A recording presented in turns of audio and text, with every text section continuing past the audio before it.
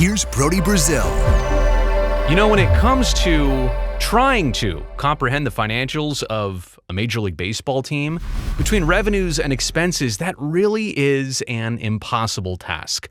There are some things publicly that we can see, players' salaries and how much a team is spending on payroll versus maybe some of the revenue, like a television contract that gets publicized, or the attendance or merchandise sales that we certainly do know about. But understanding and comprehending the overall big picture, it literally is impossible. So when Major League Baseball apparently says that its teams lost collectively $1.8 billion in 2025, I don't know. Is that possible? Is it true? Is it close? Did they make $1.8 billion and they're saying the opposite? I really don't know what to make of this. It is an actual report. I'll get to what Bob Nightingale is saying in USA Today in just a second. But how are we to absolutely know for certain where any of these clubs actually are at? And they do this intentionally. They're not publicly held organizations. They don't have to show you the books. They keep them hidden for a reason. But when they're saying this, it's got to be for a reason. So what is that reason? This is the reporting from Bob Nightingale, who was attending the GM meetings in Las Vegas just a few days ago, putting this in one of his pieces. Quote, MLB has privately told owners that teams lost $1.8 billion last year collectively, led by the New York Metropolitans, with about $350 million in losses. Well, all of a sudden, 1.8 doesn't look so bad when one team went in the tank of $350 million, apparently. And look, that's a difference between the Dodgers, who spent what they spent, but also made it back in terms of international advertising and going to the playoffs and winning the World Series and all the extra revenue that comes with that. The Dodgers are spending money to make money versus the Mets, who are spending money in trying to chase something and they haven't caught it yet, and so they're not going to get as much revenue, certainly back in return. So understanding that, comprehending that, digesting that, and then putting this into some thoughts. I've got first thoughts, I've got deeper thoughts, and then I'll get to some takeaways in just a second. My first thoughts are this. Wait, $1.8 billion divided by 30 teams. On average, that's about $60 million of a loss per team this past season. But when the Mets are taking the share of 5 or 6 teams, then all of a sudden $60 million per team, that number goes down. It doesn't sound as bad. Or maybe not every team potentially is actually even losing money. I do know that a lot of teams this past year lost a lot of money on their television revenue. Their deals with the regional networks were changed. Their income on that side was a lot less. They had to take lesser deals. They had to take these bridge deals to get them to about 2027 or 2028. So I am aware of that type of revenue decreasing just a little bit. But on the flip side, I'm also seeing and hearing that attendance across Major League Baseball, so this isn't for every single team, but collectively across baseball, attendance grew for a third straight year across the sport, and that's the first time they've had 3 straight years of growth since 2005, 6, and 2007. Basically, almost 20 years we haven't seen attendance growth like this. But the real indicator for me is that if teams are losing, and did lose, $60 million on average this year, or a total of $1.8 billion, will the offseason spending with free agency, will that be different this winter? Will we still see a trajectory going up? Will we see a cut?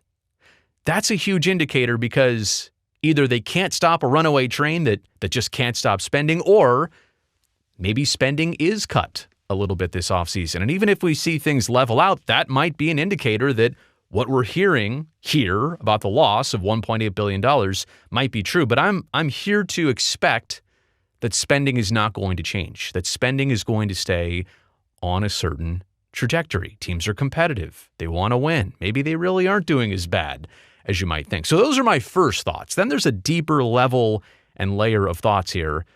We are about 13 months, inside 13 months of the collective bargaining agreement expiring between baseball and its players. That's December 2nd, 2026. It's sad that I already know that date, memorized it, because that's a huge date for baseball and sports. Do teams want to be known right now as making a bunch of money as they go into these negotiations? Of course they're going to try and say, yeah, well, we're not doing so hot. we're going to need a better deal on your side. We need you, the players, to work with us because we as a sport and as a business and as an industry, we're not doing well. So it's the old playing poor type situation. Do you want to be known for making a lot of money going into negotiations? Absolutely no, you do not. It's also kind of the perfect narrative for like requiring a salary cap, saying, hey, we can't control spending. We've got to get this under control. We have to regulate this. We've got to put some guardrails on this. By saying that baseball is losing a ton of money, it obviously leads you directly to one thought. Well, a salary cap, they'll say, is going to fix that. But again, we have zero transparency on the books of Major League Baseball teams. We don't know. This could be a complete lie. Like I said, they could have easily made $1.8 billion collectively this year, which is $60 million a team, which is possible. And in some cases, it's got to be probable. How did the Dodgers do so well and all teams are still losing $1.8 billion collectively? But when I say losing $1.8 billion, here's what we all obviously need to understand. It's like being a homeowner. If you're a homeowner, here's what you know. Your house, year to year, loses you money because you need to have maintenance done on it. It needs to be repainted. The yards need to be taken care of. You need to replace the dishwasher and get the carpets changed out. All those things, like all those maintenance things cost you money year after year. There's insurance. There's all the things that you don't pay for if you are renting that home. But the value of that home over time, hopefully for you as the homeowner, hopefully goes up exponentially. Hopefully, if you bought the house for, I'm going to just make this simple math. If you bought the house for $100,000, which I don't know where you're going to find that. If you bought the house for $100,000 20 years ago, we're certainly hoping that by now that house might be worth $800,000 or $1 million. $800 billion. That's the difference here. That's the similarity of owning a home and a Major League Baseball team, but that's the difference between the cost you incur on a year-to-year basis and actually the value of your home or the value of your Major League Baseball team. The valuation is going way up. Now, to cash in on that value, here's also a difference. I can't sell 20% of my home and get that value out of it just like that. Can't do it. But if I owned a Major League Baseball team, I can sell a share of that baseball team and cash in on the increased value. So Major League Baseball owners, they are still in the bigger scheme making a lot of money because sports teams and the valuation has gone up big time across the last 5 years and across the last 10 years. Even in baseball, where it's not going up as quickly as hockey teams or as basketball teams or as football teams, it's still going up. And if they want, they can take a little bit of cash out of that by selling a fraction of the team. So in a way, I want to be clear here. When we talk about losses year to year, that's operating expenses. That's not the valuation of the team. So let that sink in. Okay, let's get to some takeaways here. So ratings have been up, apparently, across the board. National television ratings. I don't know about the regional baseball ratings this year, but the national ratings are up.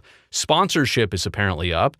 I told you about attendance is definitely up, they say. I've also read that social media metrics were up like 10 to 20% for Major League Baseball in 2025. So with all of that doing well, why aren't you making more money? Why aren't teams doing better? I do believe, and all that understood, I still do believe that baseball could be doing better. It could be focusing towards a younger audience. It could be making itself more accessible. It could be showing its personality a little bit more. People loved the playoffs. People especially loved the World Series and the back and forth. And I get it. You don't get to dictate how a series goes. You don't get to dictate like all the storylines that unfolded. But that is the beauty of baseball. It still can provide that. It can provide the soundtrack of a summertime if you're a fan of a certain team. But I still think baseball has some issues, like the teams that spend a lot and the teams that don't spend a lot and the teams that will never have a chance because they're not trying hard.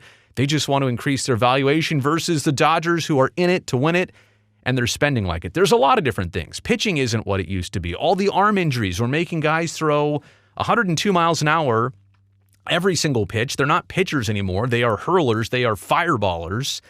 And pitching has changed in the game. The accessibility of the game. Blackouts across the country. If you live in the middle of Iowa, you can't watch the Cubs or White Sox or Cardinals or Royals. It's like, what is going on here? There's way too many rules and regulations. So I do believe from a business sense, from a product sense, baseball still can be doing better. There's a lot of room overall here for improvement. But in terms of losing $1.8 billion collectively, that's hard to see and understand right now. I do think, on that note, we're likely to see a lot of posturing in the next year. And by that, I mean statements like this coming out to try and fit a narrative and to try and get you thinking like, well, I better side with the owners here because we don't want the teams to go away. We don't want the teams to go bankrupt. Or on the players' side, and they can't say as much because they're really restricted in their comments, but like the Players Association can come out and say things as rebuttals. Again, you're likely to see both sides starting to lay the groundwork of how they feel in these negotiations before we really get to, the tipping point of about 12 or 13 months away. And again, the next 12 months, I really do think here in closing out, the next 12 months are truly going to decide where baseball is in 2030. Because if we really do go through a work stoppage that stops any amount of baseball from happening in the 2027 season, or maybe even all of the 2027 season, it is going to take years financially to recover, from a popularity sense to recover. It's going to take baseball multiple years, literally until 2030, to recover from something like that. So my point is, the next 12 months are going to decide for us if baseball is booming in 2030, if they have no more problems with CBAs, and if baseball's easy to watch and you're not subscribing to 20 different platforms to watch your team's games all season long. The next 12 months are critical in deciding where baseball is at. But in terms of the last 12 months and losing $1.8 billion, how will we ever know? And how did that even come out? Like, if it really was a secret, it's obviously not a secret when you share it with somebody in the media. And then they're going to put that out.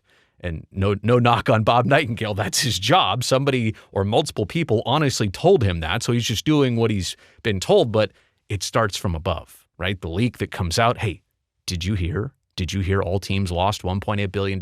Of course that's going to get out. And of course, now we're talking about it. Let me know what you think about all this in the comment section below. Also, thumbs up while you're down there. That helps me, this video, and this channel. And if you're new here, glad to see you. Nice to meet you. Make sure you hit that subscribe button because I would love to see you back here next time.